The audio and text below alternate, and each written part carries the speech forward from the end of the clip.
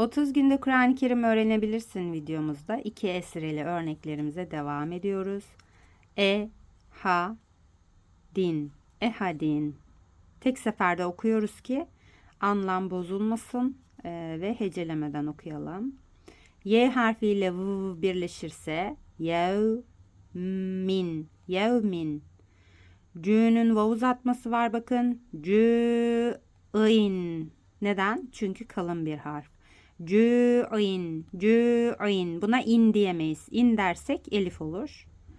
O şekilde olmaz.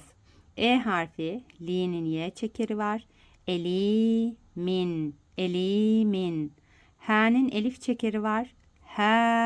Din. Din. Mesedin. Zulüme'nin elif çekeri var. Zulümetin.